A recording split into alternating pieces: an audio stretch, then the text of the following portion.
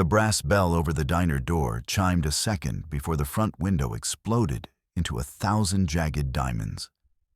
James dove behind the laminate counter as a metallic cylinder skittered across the floor, hissing like a serpent and spewing thick, sulphurous gray smoke that swallowed the scent of morning coffee. Through the jagged hole in the glass, a black sedan idled in the shadows, its tinted windows reflecting the flickering neon sign like the eyes of a predator waiting for its prey to stop breathing. He clutched a grease-stained ledger to his chest, his knuckles white and trembling as the acrid fumes began to sear his lungs. Just an hour ago, he was a man who only worried about the price of eggs. Now, he was a man who knew a secret worth killing for.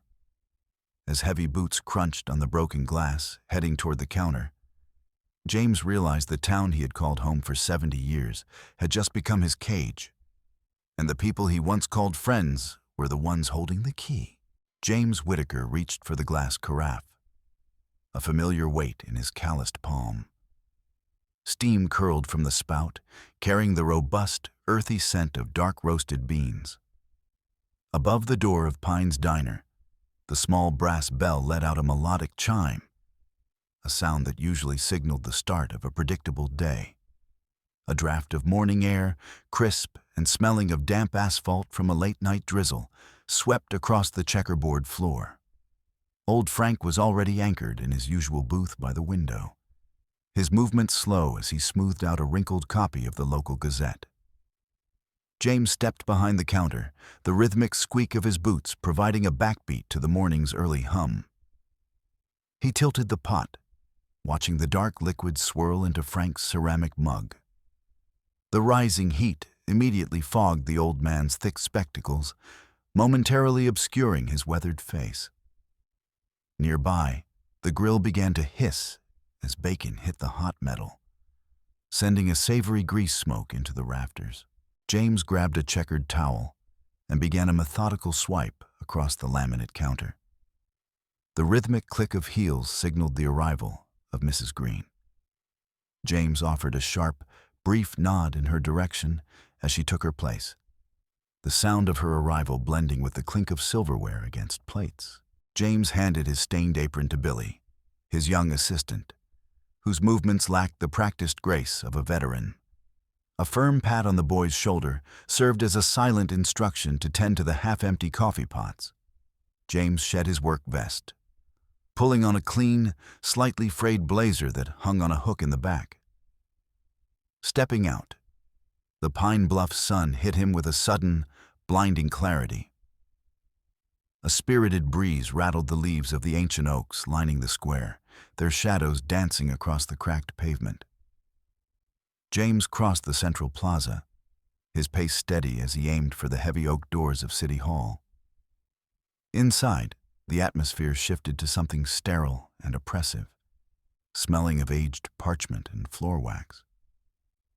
He reached into his pocket, his fingers brushing the rough texture of the cardboard folder containing his license renewal. The hallways greeted him with the monotonous hum of overhead fluorescent tubes. Each step he took echoed upward toward the high marble vaults, a lonely sound that seemed to chase him through the corridors of local power. James halted abruptly near the massive door of office number 10. A sliver of yellow light bled out from a crack where the door hadn't quite latched. From within, the low, rumbling bass of Mayor Holden's voice vibrated through the wood, followed by the oily, persuasive tones of a man James didn't recognize. He pressed his shoulder against the cool, painted wall, drawing a shallow breath to remain silent. The thick hallway carpet swallowed the sound of his soles as he crept an inch closer. The distinct rustle of blueprints being unfurled reached his ears, followed by the rhythmic tap of an expensive fountain pen against a mahogany desk. Mayor Holden let out a laugh, but the sound was dry, a hollow bark that lacked any genuine mirth. Through the gap, James caught a glimpse of a thick cigar held by the stranger. A plume of blue-gray smoke drifted into the hallway, its acrid, expensive scent stinging James's nostrils and clinging to the back of his throat. James felt his jaw tighten until it ached as Mayor Holden uttered the words, "Greenbelt." His hands curled into tight, white-knuckled fists inside his pockets. Inside the room, the developer jabbed a finger at the map, the paper groaning and crinkling under the aggressive pressure. Holden spoke of figures with 6 zeros, his voice cold as he calculated the timeline for felling century-old trees to make room for the foundations of a gated resort. A sudden, prickly heat climbed James's neck. The physical manifestation of a betrayal that felt visceral. Phrases like private transaction and asset relocation drifted through the crack in the door. James could almost see the concrete walls rising where children currently chased squirrels under the shade of the elms. Every word falling from the mayor's lips felt like a heavy stone, systematically smashing the foundations of the town James had spent 70 years calling home.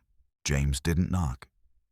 He threw his weight against the door, sending it swinging back until it slammed into the wall with a deafening crack. Mayor Holden bolted upright in his leather chair, a gold-nibbed pen slipping from his fingers to vanish into the deep pile of the rug. James took 3 long, aggressive strides toward the desk, his fingers shaking as he pointed directly at the blueprints of the Greenbelt. His voice vibrated with a raw, unshielded fury as he began reciting the names of the families whose homes bordered the park. Holden's face drained of color, turning a sickly translucent shade, while the developer remained seated, slowly adjusting the knot of his silk tie. The stranger watched James with a detached, reptilian curiosity. James shouted about the town's lungs, his words tumbling out in a torrent about how conscience couldn't be bought with kickbacks. Beads of sweat broke out on James's forehead, shimmering under the office lights, while Holden struggled to find his voice. Mayor Holden rose slowly, rounding the desk with a predator's deliberate grace to close the distance. He placed a heavy, paternal hand on James's shoulder, a gesture that felt more like a threat than a comfort. Holden's voice dropped to a low, intimate whisper, a sound that sent a cold shiver racing down James's spine. He advised James to return to his coffee pots and his griddle, warning him not to stick his nose into complexities that were far beyond his understanding. The mayor's fingers dug into James's shoulder, a sharp squeeze that promised violence. Holden reached out and yanked the door open, his arm extended in a silent, imperious command to leave. Behind the mayor, the developer's lips curled into a thin, mocking sneer. James stepped into the hallway, the back of his neck prickling under the icy, unrelenting weight of Holden's stare. The bell above the diner door let out its usual chime as James pushed inside, but the sound hit him like a funeral knell. Billy looked up from the counter, his youthful face clouding with concern at the sight of his boss's pallid complexion. James merely shook his head, his legs feeling like lead as he collapsed onto a stool. He leaned in, his voice dropping to a gravelly whisper as he detailed Holden's treachery to the boy. His eyes drifted toward the front window, settling on a coal-black sedan idling across the street. The car's windows were tinted to a deep, impenetrable obsidian.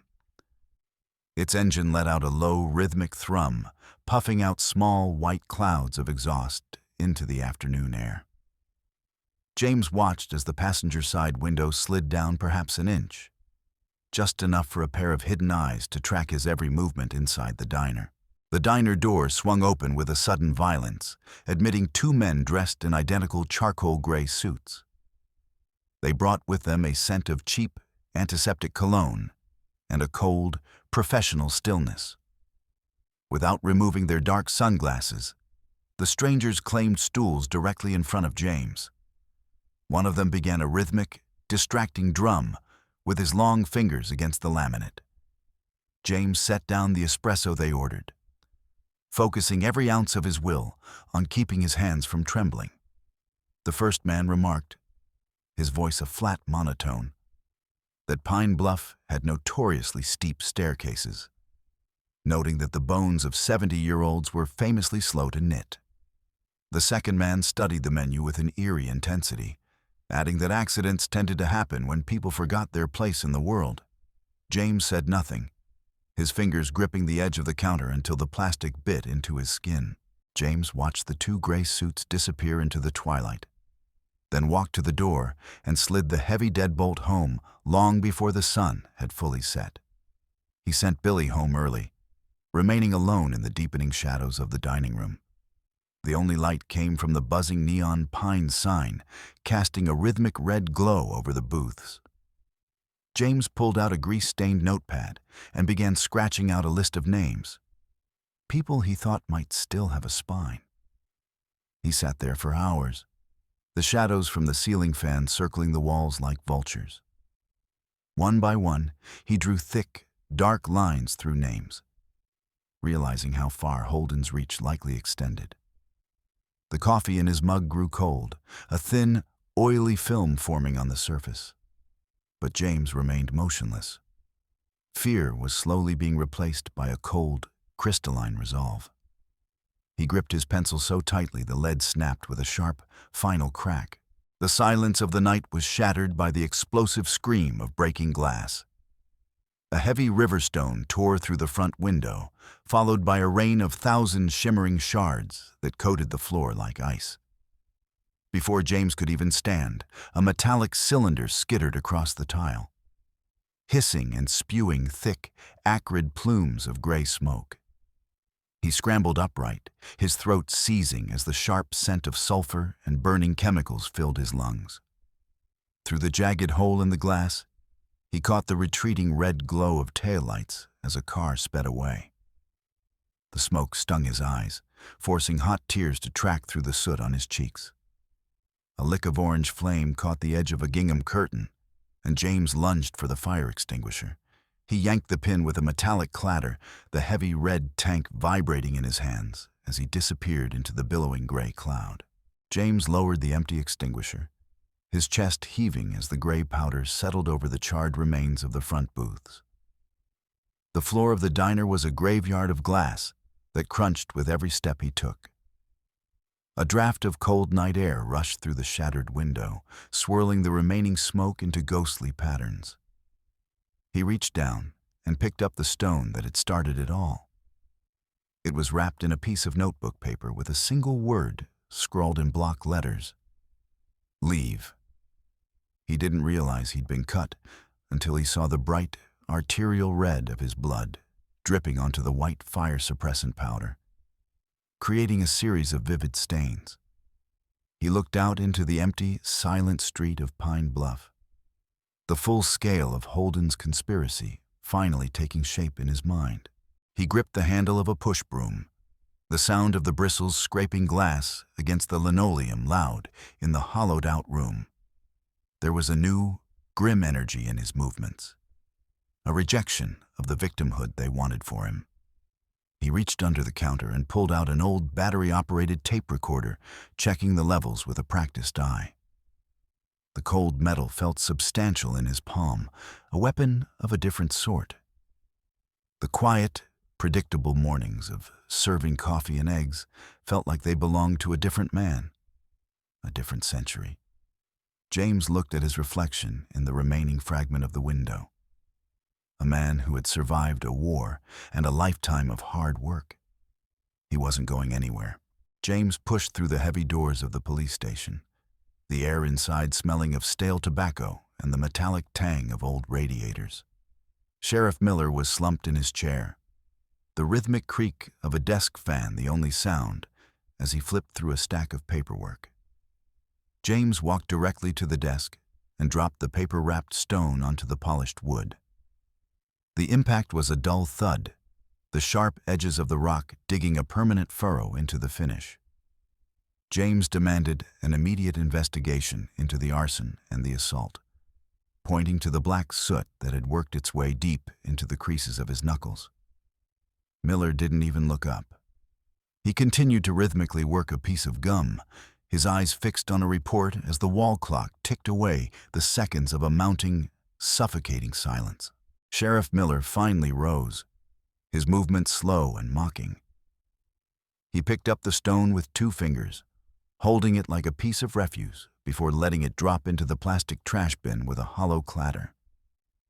Instead of reaching for a statement form, Miller spread a glossy, oversized map across the desk.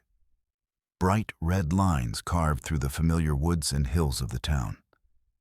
Miller's thick finger landed on a prime timber lot bordering the proposed resort, a piece of land James knew belonged to the Miller family. James saw the raw, naked greed flickering in the sheriff's eyes, a light that extinguished any hope of official help. The law in Pine Bluff had been traded for a view of the lake. A stray beam of sunlight hit the brass nameplate on the desk, sending a blinding flash into James's eyes that felt like a physical slap. The lobby of the Pine Bluff Bank was a cathedral of quiet efficiency, smelling of fresh ink and expensive cologne.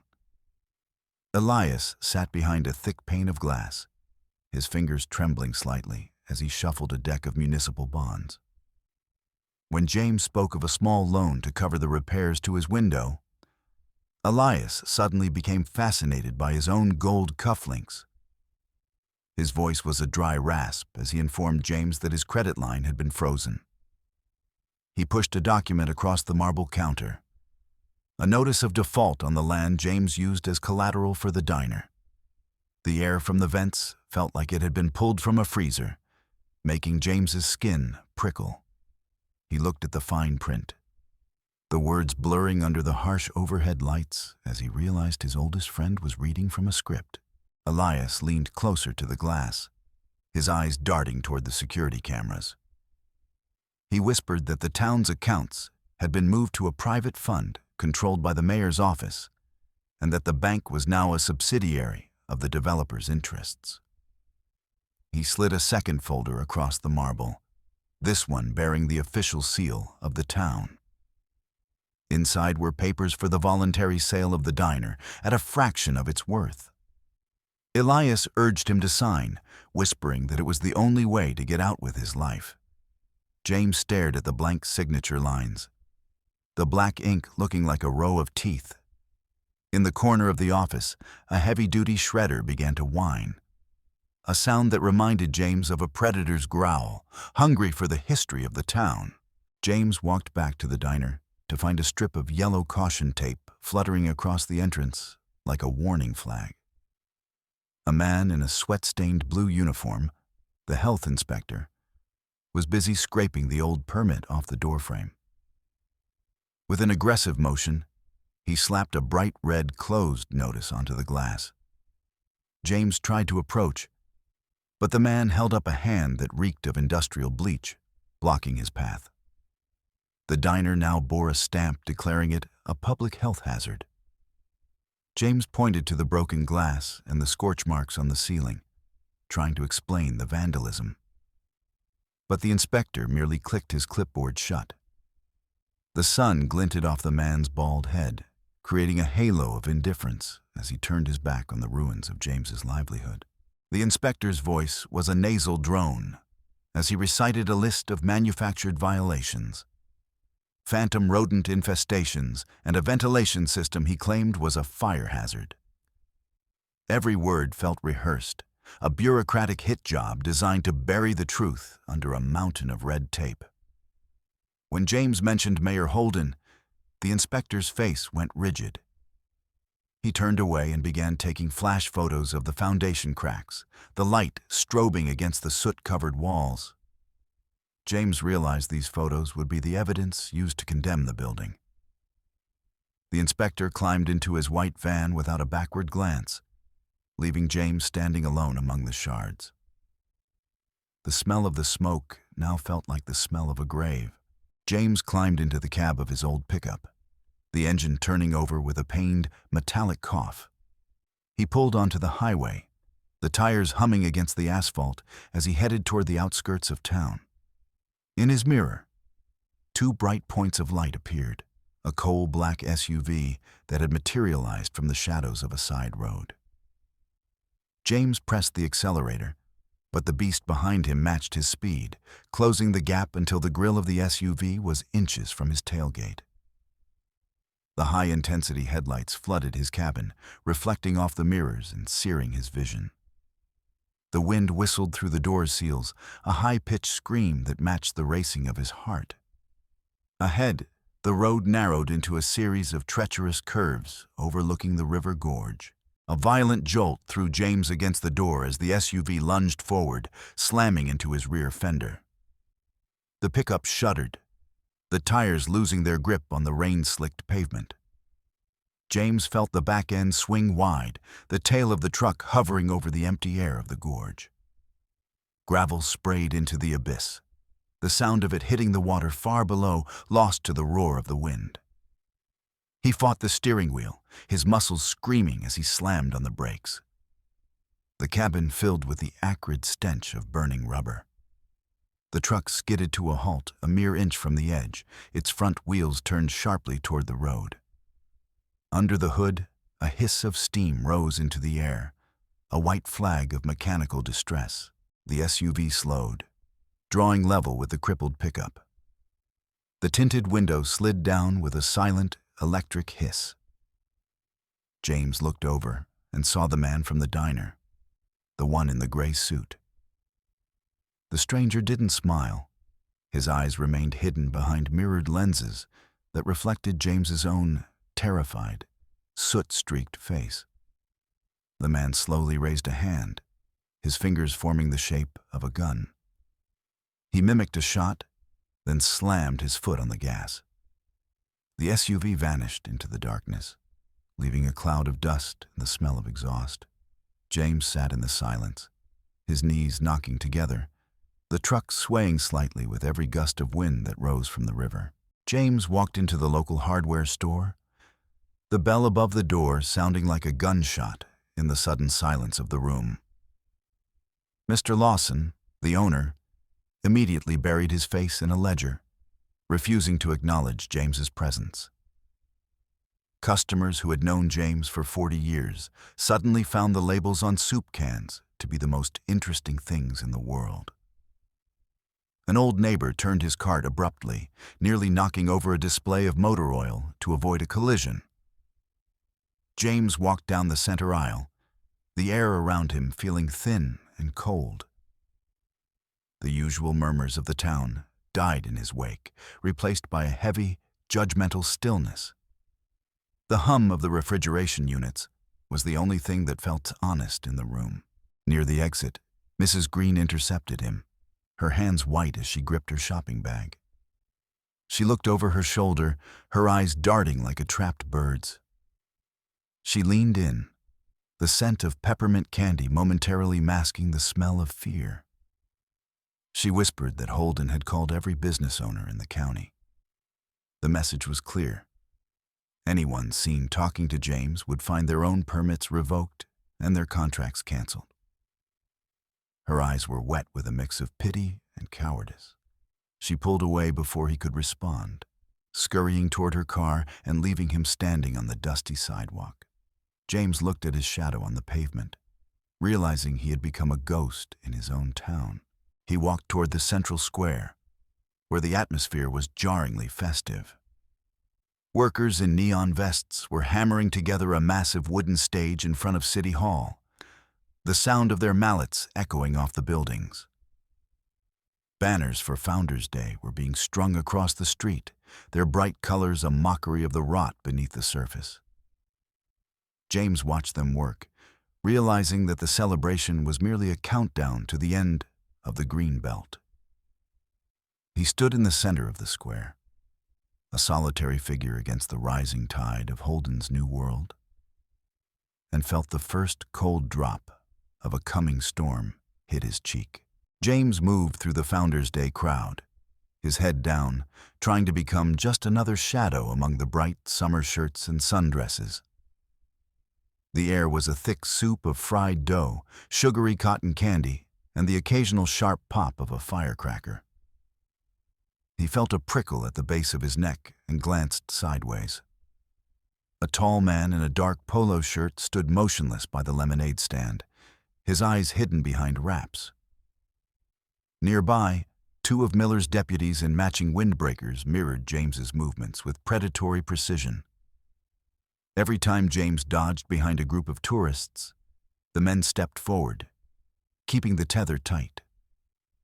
His boots felt heavy, sticking to the patches of spilled soda on the cobblestones as he looked for a gap in the tightening net. The high school brass band erupted into a blaring, rhythmic march, the crash of the cymbals drawing every eye toward the parade route. James seized the moment of distraction and ducked into a narrow, trash-strewn alleyway. He reached the service entrance of City Hall, the iron handle cold and slick with grime. The door groaned as it opened, a sound swallowed by the swell of the tubas outside. He slipped into the cool, fluorescent-lit interior. The scent of industrial floor wax hit him instantly. He pressed his back against the tiles, his heart hammering against his ribs like a trapped bird. The hallway was a long, empty tunnel of beige. He sprinted toward the basement stairs, the muffled thud of the parade fading as he descended into the bowels of the building. The archive room smelled of damp concrete and the slow decay of paper. James moved through the rows of gray cabinets until his fingers found a drawer labeled Municipal Land Use. He yanked it open, the metal runners shrieking. Inside, the Greenbelt file was thick with fresh documents. He flipped through the pages, his eyes widening as he saw the signatures. There were names of neighbors who had been dead for 5 years, and others who had moved to the coast a decade ago, all listed as consenting parties.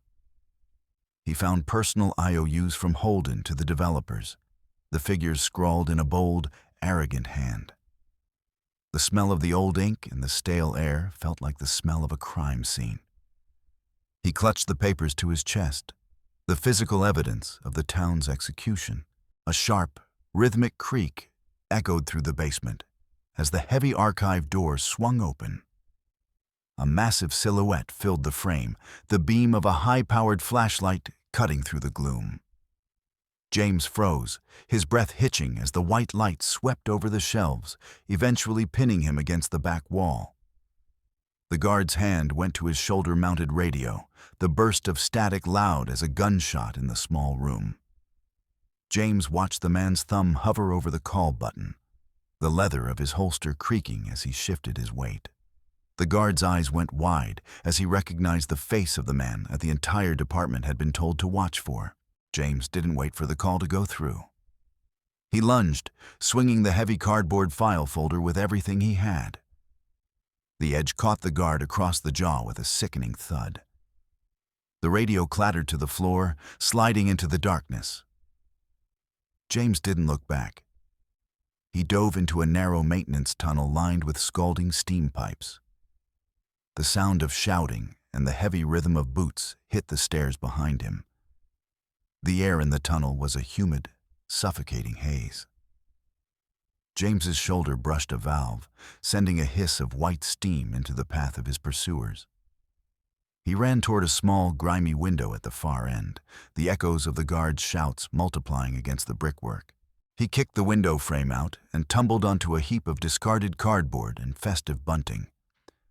The impact knocked the wind out of him, but he scrambled up, his lungs burning. A few feet away, a massive police horse reared up, its hooves striking the asphalt inches from James's head. The mounted officer struggled to control the startled animal, the clatter of shoes against stone throwing sparks into the air. James rolled over his shoulder, the file folder tucked tightly against his stomach, and disappeared into the thickest part of the crowd. The smell of horse sweat and manure mixed with the aroma of grilled onions as he fought to keep his feet in the chaos of the fleeing tourists. From the high, blue-draped VIP stand, Sheriff Miller lowered his binoculars, his face turning a dark, bruised purple. He spotted James's gray blazer bobbing through the sea of people near the fountain. Miller grabbed his radio, his voice a distorted bark as he ordered the perimeter closed. Uniformed officers began shoving metal barricades into place, trapping the festive crowd. James watched as the exits were choked off by patrol cars, their red and blue lights pulsing against the afternoon sun. Miller stood on the platform, his arm extended like a general's, pointing a gloved finger directly at James as the net began to draw shut. James dove under the canvas flap of a carnival tent, knocking over a display of oversized stuffed animals.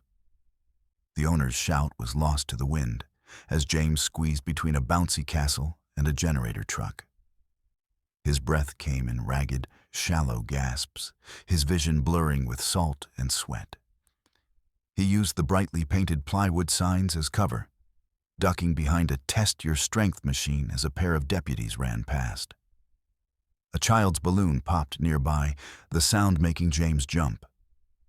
His legs felt like they were filled with lead, every muscle screaming as he looked for a gap in the wall of blue uniforms closing in on the square. The scream of tires on pavement made James throw himself backward. The black SUV from the highway lurched over the curb, crushing a row of marigolds and decorative shrubs. The bumper stopped inches from his knees, the heat from the engine rolling over him in a wave. People scattered with terrified cries, leaving behind dropped ice cream cones and tiny American flags. The driver's door swung open, and the man in the gray suit stepped out into the dirt. He didn't draw a weapon, but his posture was a promise of violence. James saw his own panicked reflection in the SUV's polished door and knew he couldn't outrun them on the open grass. James dropped to his knees and slid into the dark, cramped space beneath the main stage. The air was thick with the smell of damp earth and old grease. He crawled through the mud, his elbows scraping against the rough-hewn support beams. Above him, the stage boards groaned under the heavy, rhythmic tread of the police. He navigated a maze of thick, black power cables that looked like nests of snakes. One sparked near his hand, the smell of ozone sharp and sudden. Through the gaps in the flooring, he could see the polished black boots of the officers as they paced directly overhead. He pressed his face into the dirt, holding his breath as dust sifted down onto his neck. He emerged from the back of the stage, hidden by the heavy velvet drapes that hung like theater curtains. He turned to find Sheriff Miller standing in the narrow gap, blocking the way to the stairs. Miller's hand was already on the grip of his service revolver, the leather thumb brake unsnapped. The sheriff's face was a mask of sweat and desperation.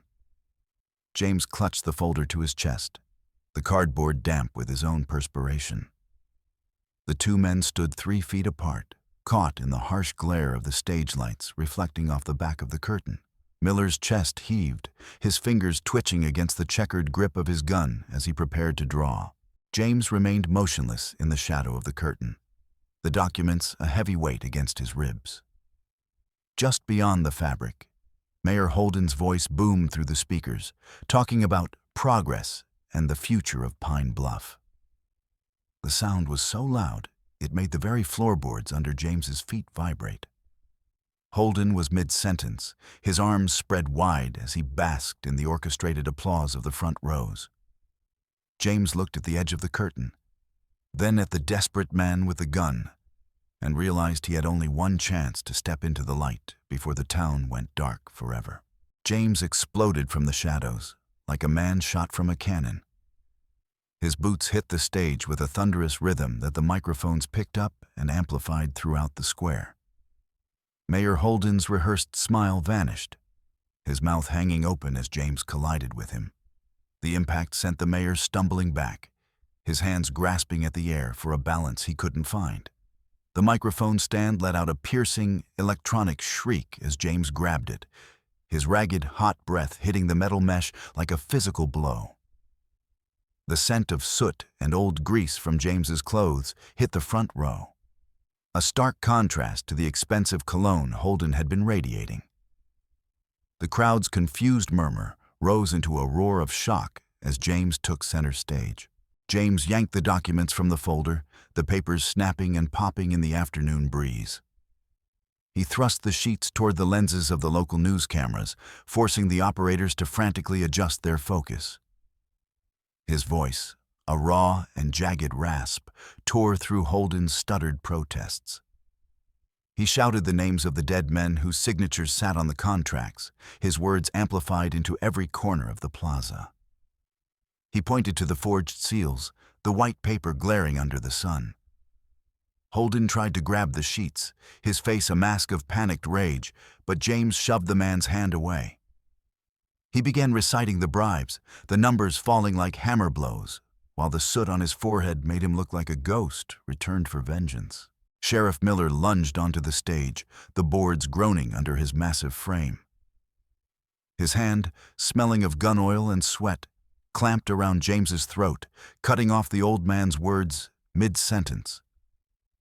James gasped, the cold edge of Miller's silver badge pressing into his skin as they grappled. The sheriff's weight bore down on him, forcing him toward the floor, and James felt his joints pop with a sickening sound. Miller's face was inches away, his eyes a map of broken red vessels and naked fear. The folder was knocked from James's hand, the documents scattering across the stage like white leaves in a storm. James fought for a single lungful of air, his fingers clawing at the sheriff's thick wrists. Mrs. Green didn't hesitate. She hiked up her skirt and scrambled over the metal security barricade, her movements fueled by a sudden, sharp clarity. Billy was right behind her, his sneakers hitting the pavement with a rhythmic slap. They threw themselves against the line of deputies, forming a human wall between the stage and the approaching reinforcements. Billy shoved his palms against a patrolman's chest, while Mrs. Green locked her arms around another officer's arm, her voice a shrill, unrelenting scream of defiance. The scent of her floral perfume clashed with the smell of the smoke still clinging to Billy's hair. This barrier of flesh and bone held the line, giving James a few precious seconds of life, while Miller tried to crush the breath out of him. The crowd began to chant, a low, rhythmic rumble that started in the back and surged forward like a tide. "Whitaker! Whitaker!" The sound became a physical force, vibrating the very stage and causing Miller to flinch. The sheriff's grip on James's throat faltered, his fingers slipping as he looked out at the sea of angry, familiar faces. He saw his neighbors, his cousins, and the men he played cards with, all of them staring at him with a newfound loathing. Miller's eyes darted back and forth, looking for an escape that wasn't there. He slowly backed away into the shadows of the wings, his hands trembling as he tried to hide them behind his back, his authority dissolving with every beat of the chant. The young radio intern, his headphones lopsided and his face streaked with ink, dove toward the master soundboard. His fingers flew across the toggles with a frantic energy, and a sharp electronic pop signaled a new feed. Suddenly, the square was filled with the distorted, unmistakable voice of Mayor Holden, his recorded words detailing the kickbacks and the plan to raise the park. The volume was so high, it rattled the windows of the shops.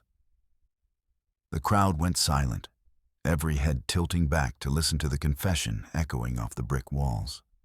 The intern held his hand on the fader, feeling the hum of the electricity as the mayor's own arrogance became the rope that hung him. Mayor Holden's face was the color of wet ash as he scrambled down the back stairs of the stage. He held his briefcase over his head, as if to ward off the flashes of the cameras that were popping like miniature explosions all around him. He ran toward the black SUV, his breath coming in short, panicked bursts.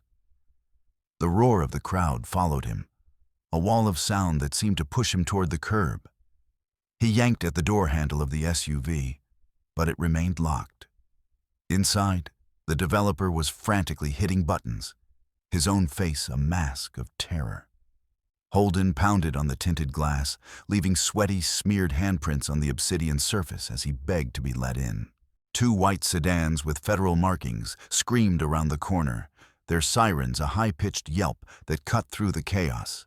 They skidded to a halt, blocking the SUV's path with a smell of scorched brakes. Men in dark suits bailed out, their badges glinting as they moved with a cold, practiced efficiency. One agent stepped up to the SUV and rapped a knuckle against the glass. Holden froze, his face pressed against the window like a trapped animal's as he stared at the arrest warrant. The pulsing red and blue lights turned the interior of the car into a strobe-lit nightmare. The door was wrenched open, and Holden was hauled out, the steel handcuffs clicking into place with a sound that signaled the end of his reign. James Whitaker walked down the stage steps, his movements slow and deliberate. He clutched the remaining original documents to his side, his fingers stained with ink and dirt. The district attorney, a man with a face like carved granite, stepped forward and held out his hand. James handed over the papers, the physical contact brief but heavy with significance. The crowd in the plaza let out a final, deafening cheer that seemed to vibrate in James's very marrow. The attorney nodded, tucking the evidence into a heavy leather briefcase. James felt the weight of the last week finally lift. The noise of the town now a warm, healing sound that washed away the lingering taste of smoke and fear. A week later, James stood in front of Pine's diner, the morning sun warm on his back. He caught the corner of the red closed notice with his thumb and yanked it off the glass with a satisfying tear. He used his sleeve to buff away the remaining adhesive, the glass now clear and bright. He pulled his keys from his pocket, the metal feeling cool and familiar in his hand. The lock turned with a smooth, oiled click. He pushed the door open, admitting a draft of fresh, pine-scented air into the stale room. It smelled of dust and old coffee. But when he flipped the sign to open, the bell above the door let out a chime that sounded like a bell in a cathedral. James stood by the window, a damp cloth in his hand, and looked across the street. A group of men in a work jacket stood by the fence of the now stalled construction site. They were the laborers who had been promised jobs on the resort, men whose paychecks had vanished when the project was seized. James saw their hard eyes and the way they stood with their arms crossed. One of them spat on the sidewalk, his gaze fixed on the diner with a raw, smoldering resentment. The silence between the diner and the street was a thick, heavy thing that seemed to press against the glass. James watched as they spoke in low, angry tones, realizing that his victory had come with a price he would be paying for a long time. As the sun began to dip below the horizon, James moved his cloth across the empty counter in a slow, rhythmic circle. The diner was a cavern of silence, the only sound the steady, unrelenting tick of the wall clock.